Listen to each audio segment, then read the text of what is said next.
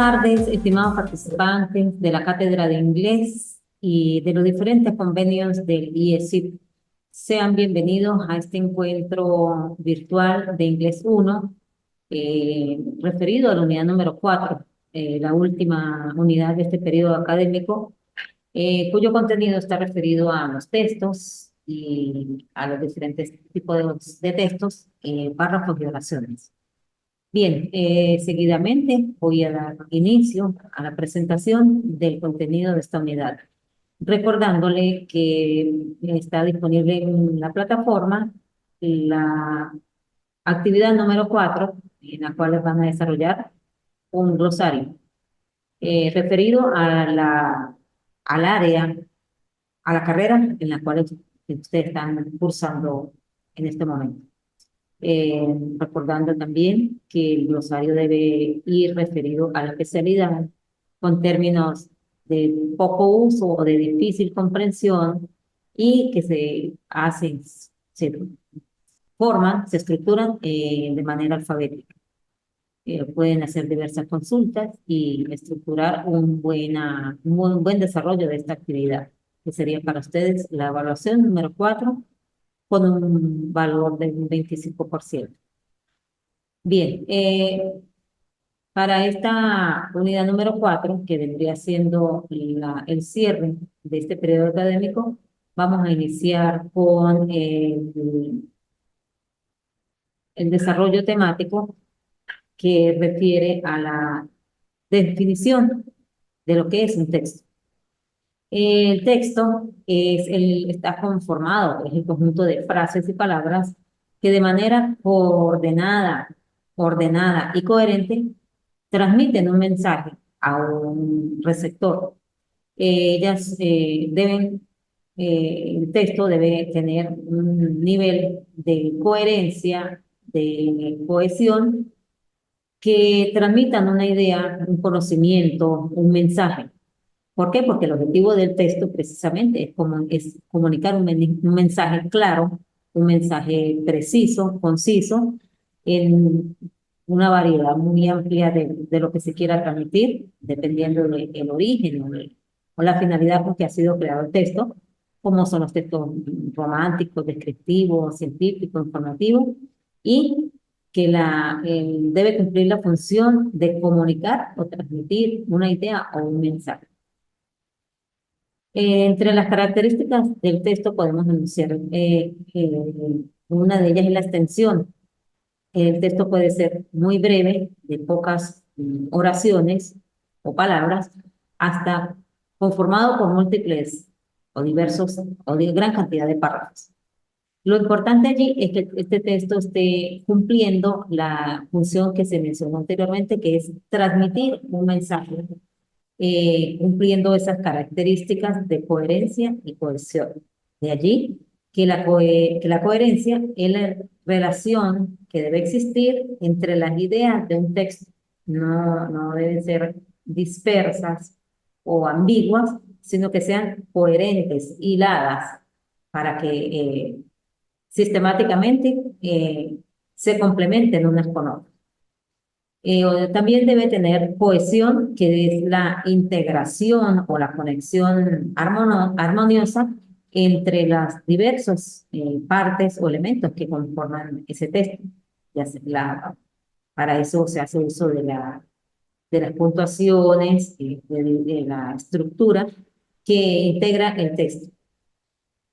Seguidamente, hablamos como otra de las características del léxico. El léxico es el vocabulario que compone a ese texto, donde encontramos diversidad de lenguajes, de léxicos, igualmente dependiendo la finalidad o la función, la finalidad que va a cumplir ese texto, a quién vaya dirigido, la intencionalidad del autor, la naturaleza del texto. De allí que el léxico, un lenguaje puede ser un lenguaje técnico, un lenguaje coloquial, un lenguaje vulgar o un lenguaje culto.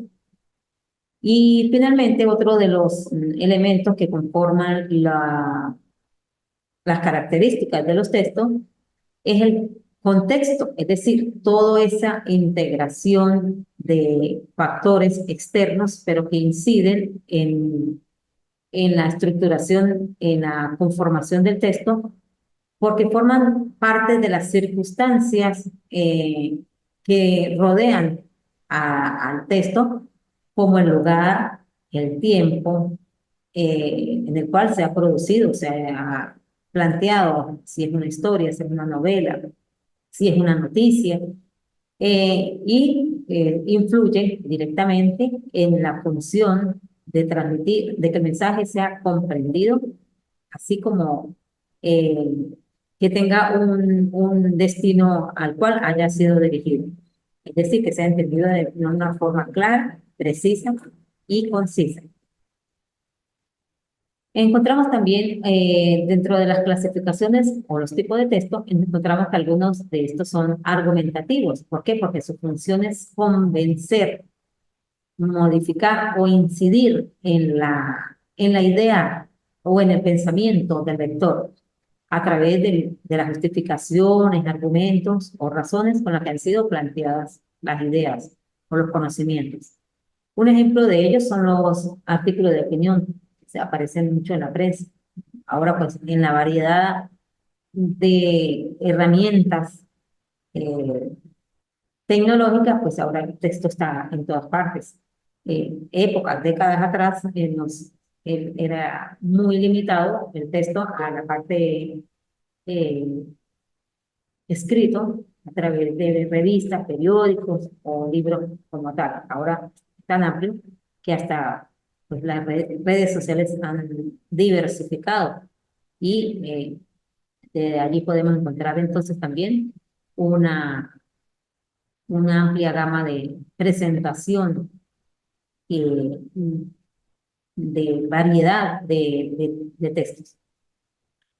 También tenemos allí los textos científicos, como su nombre lo indica, es un escrito que aborda conceptos, teorías, investigaciones, resultados y conocimientos científicos. Para eso es necesario el planteamiento a través del cual se hace uso del lenguaje científico. Tenemos también los textos descriptivos que de ellos abordan o representan o manifiestan la descripción de una persona, animal, un evento, una situación, una emoción, entre otros.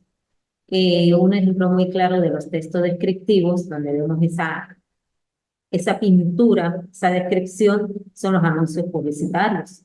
El currículo también es otra manera de presentar un texto descriptivo, ya que a través de ellos se manifiestan las cualidades o las virtudes y ventajas de, en este caso, de un producto, de una persona, de un lugar o de una situación. Seguidamente también tenemos los textos positivos, ellos comprenden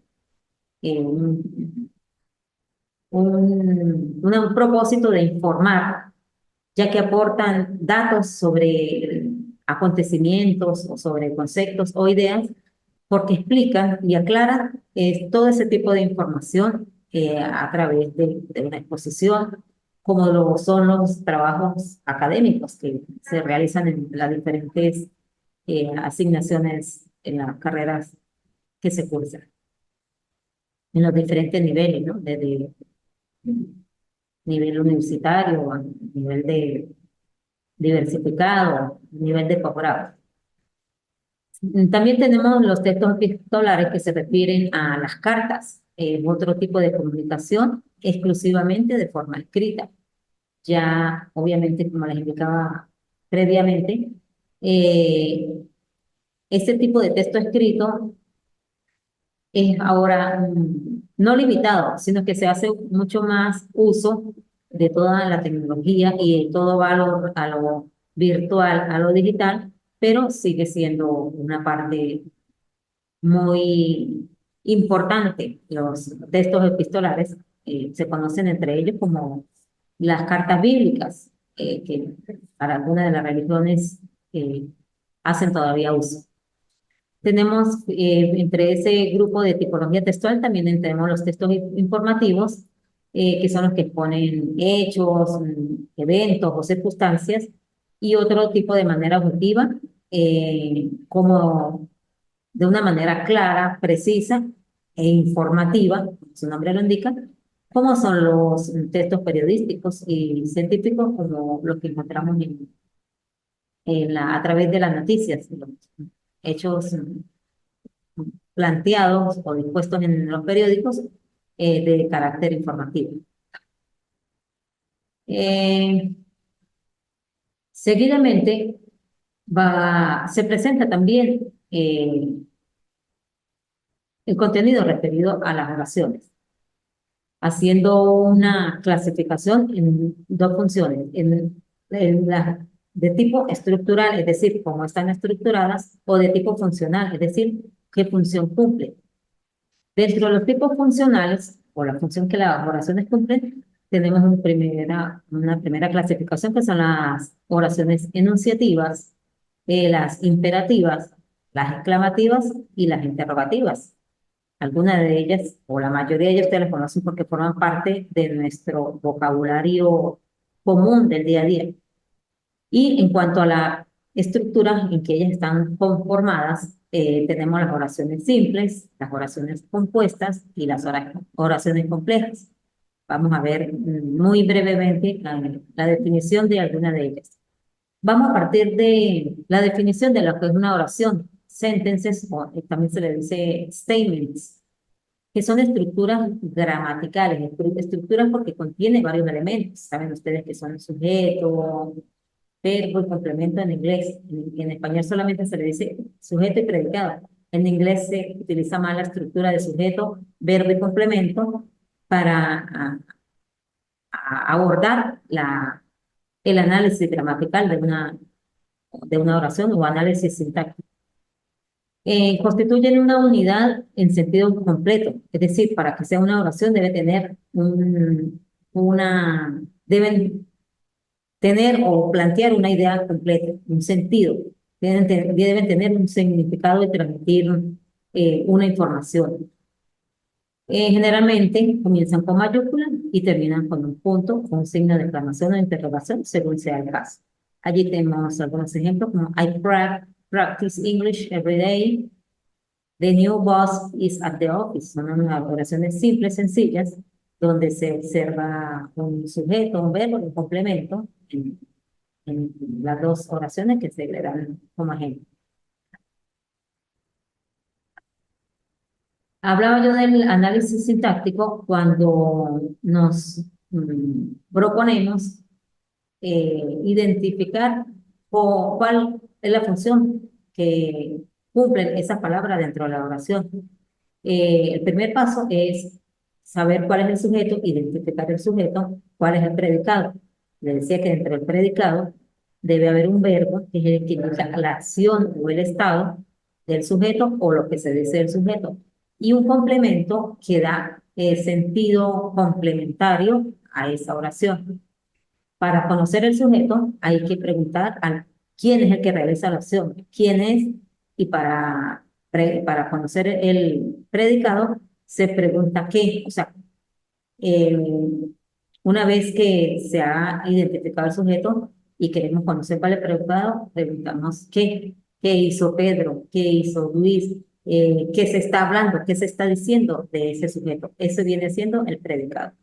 Repito nuevamente, el predicado debe estar formado por un verbo en cualquiera de los tiempos verbales simples o compuestos, presente, pasado, futuro, y un complemento que no es obligatorio, pero sí es el que da sentido de amplitud y de complementariedad a la oración, a lo que se dice en la oración. Eh, Como les indicaba, el sujeto subject es una persona, un animal, un objeto, un evento, una circunstancia. Es el sujeto principal de la oración. Puede ser, sin decirse que es la persona porque como es a manera de información, pero el sujeto puede ser un objeto, un animal, un fenómeno natural. Es el que realiza la acción o sobre quien recae la acción del verbo. También los sujetos pueden ser un pronombre personal, puede ser un nombre propio o un sustantivo común. Tenemos aquí en el ejemplo de John. John es el sujeto, travels around the world. Travels es viajar. que es el verbo principal, está en presente, y around the world es el complemento que amplía esa oración. John viaja alrededor del mundo. En la segunda oración, they are at home, el sujeto es un pronombre personal, they, que significa ellos o ellas, y está en presente simple, they are at home. Ellos están en casa, está el verbo to be, y está en complemento de lugar, que es en casa. En el tercer ejemplo también tenemos un pronombre personal, que es he. He always reads the newspaper.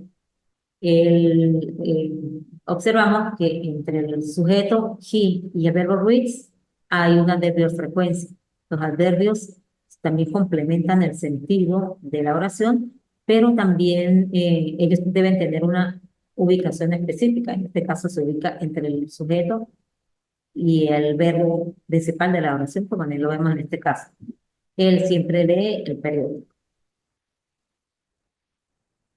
En cuanto al predicado, vemos que está formado por un verbo, que es la acción que realiza el sujeto de la oración. El verbo puede participar o presentarse de dos formas, que es como verbo principal o como auxiliar, como cuando se usa el verbo can, may, must, should, would, could. Y como verbo principal es cuando él mismo puede conjugarse en todas las diferentes tiempos verbales, adecuándose al sujeto de la oración, al pronombre que haya. Recordando también, cuando vimos las categorías gramaticales, que los verbos pueden ser simples o compuestos, que pueden presentarse en diferentes tiempos verbales, presente, pasado y futuro, y cada una de las combinaciones que tienen en los tiempos compuestos, y que además existen verbos regulares y verbos irregulares, de acuerdo a la conjugación en el pasado y en el participio pasado. Los regulares son los que terminan en ed y los irregulares tienen una terminación diferente a ed. Ahí tienen el ejemplo. Peter runs in the park every day. Peter, el sujeto, runs, está subrayado, es el verbo correr. Y lleva la S porque está en presente simple de la tercera persona. Pero el predicado también lo forma un complemento.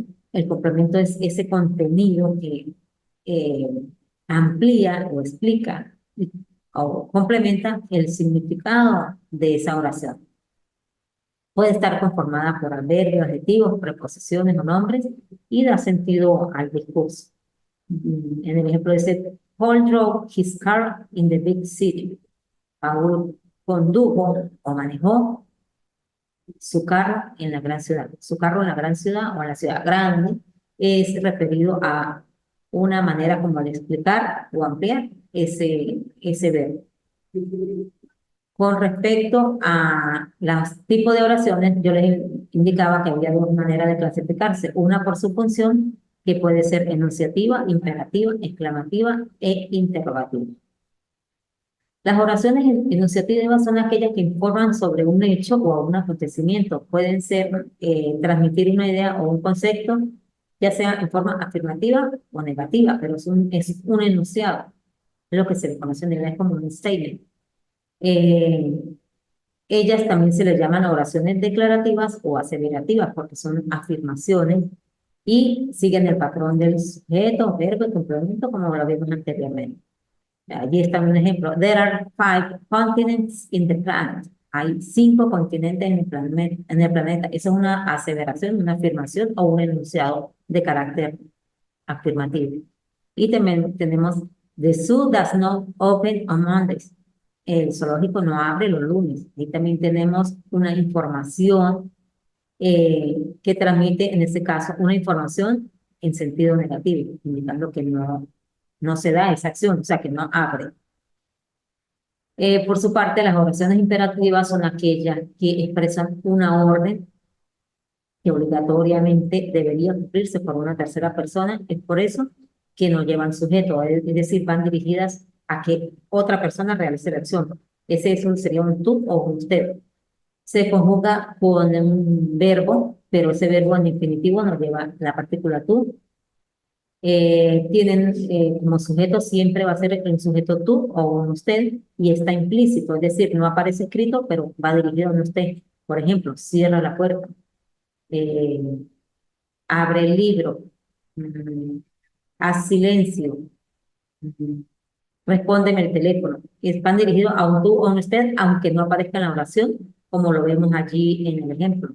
Call me soon, llámame pronto. Keep down, mantente la calma o cálmate sencillamente. Puede expresar también un consejo o una sugerencia cuando lo acompañamos de la palabra please, que significa por favor. Esa misma orden se suaviza con la palabra please, que puede ir al inicio o al final de la oración. También nos encontramos con las oraciones exclamativas, que son, como su nombre lo indica, representan una emoción, eh, mm, una emoción o un sentimiento, una manifestación de una emoción o un sentimiento del ser humano. Y puede indicar también sorpresa, a veces angustia o dolor, y van en signos de exclamación. En inglés no se usa el signo de exclamación ni de interrogación al inicio, sino solamente al final, como lo ven aquí en el ejemplo. What a lovely cat you have. Qué encantador gato es el que tú tienes. Y la siguiente que dice, isn't she lovely? No es encantadora. Son ejemplos de oraciones exclamativas, expresan esas emociones del ser humano. También tenemos las oraciones interrogativas que expresan o denotan una pregunta y son formuladas a través de un signo de interrogación, pero también a través de una entonación. Cuando se hace uso de la entonación adecuada, la pregunta debe notarse, debe percibirse la interrogación, la duda de la persona que habla. El signo va solo al final y tenemos dos tipos de preguntas. La yes no question, que son las que se responden con sí o con no, como en el ejemplo. Are you from Japan? No, not. ¿Eres de Japón? No, no soy. O las information questions, que son aquellas WH, que nos sirven para dar respuesta a interrogantes sobre el lugar, tiempo, modo, razón, eh, circunstancia. Como, por ejemplo, where are you from? ¿De dónde eres tú? Ahí sí doy la información más precisa de dónde. I am from Brazil. Estas son algunos de los elementos principales de las oraciones. Finalmente tenemos las oraciones según su estructura, es decir, cómo están ellas estructuradas para determinar si son simples, si son compuestas o si son complejas. Tenemos que la oración simple es una oración básica. Normalmente está constituida por un solo sujeto y un solo verbo. Y son afirmaciones que básicamente llevan un sujeto y un predicado en el cual se evidencia eh, una estructura básica de sujeto, verbo y complemento. Esas son las oraciones simples. Igualito puede estar en cualquiera de los tiempos presentes, pasado, futuro, como en el ejemplo. Billy works hard. Billy trabaja duro. He was never busy. Él nunca está ocupado. Pero las oraciones compuestas están formadas o estructuradas por dos oraciones simples o cláusulas independientes, que cada una de ellas tiene sentido por sí misma y se unen o se combinan, mejor dicho, se combinan a través ya sea de un signo de puntuación o de algunos de los conectores eh, usados para formar oraciones compuestas. Las oraciones compuestas, repito, la forman dos oraciones independientes o dos oraciones simples, separadas ya sea por un signo de puntuación o por alguno de los conectores. Por ejemplo, I will go early, it is necessary. Yo me iré temprano, es necesario.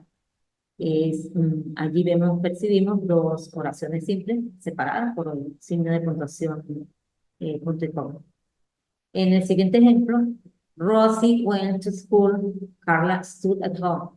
Rosie se fue al colegio, Carla se quedó en casa.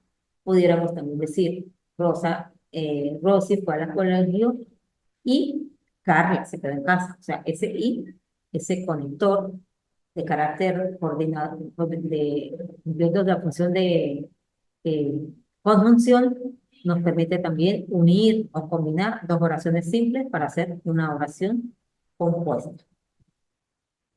Y finalmente tenemos las oraciones complejas, que son las que están constituidas por una oración principal o independiente y al menos una oración dependiente o subordinada. Es decir, una oración que va a depender de otra, que por sí sola no va a tener sentido, sino que la complementa o es complementaria a una oración principal.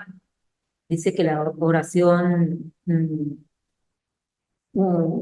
compuesta eh, está constituida o conformada por una oración principal y al menos una cláusula dependiente.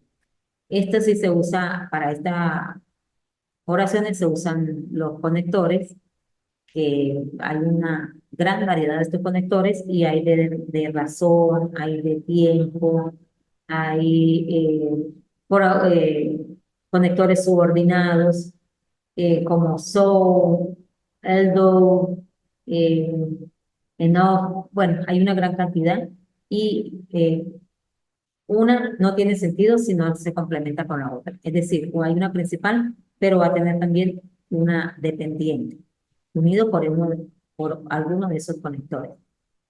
Tenemos aquí el ejemplo de John finished the book even though he was getting late for work.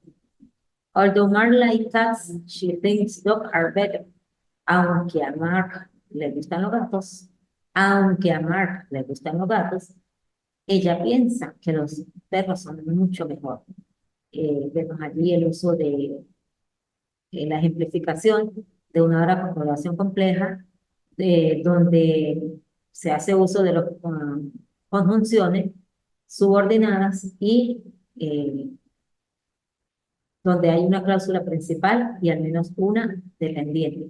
Las principales se le dicen independientes. Bueno, chicos, jóvenes estudiantes, gracias por estar atentos a los compromisos, a los deberes de cumplimiento con respecto a las evaluaciones, a las asignaciones.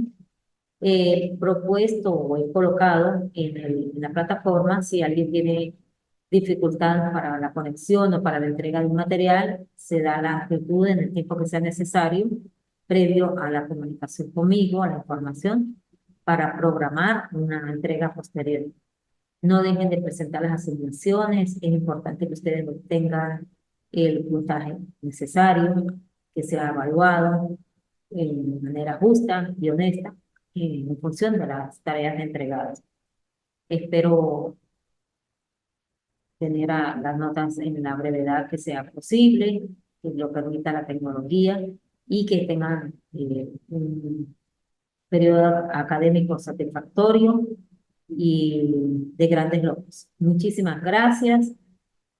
Que compartan este material, que lo integren a sus conocimientos y que les sirva de apoyo para la comprensión del inglés en cada una de sus áreas de estudio y posterior área de trabajo. Estos son algunos elementos básicos estructurales que permiten como ampliar el horizonte hacia la comprensión de un idioma. Pero el ejercicio es continuo, es permanente, no son un ejemplo o dos, es más práctica, es más integración, más contacto. Y eso lo hacen ustedes en la medida de sus necesidades y de sus intereses como responsabilidad académica.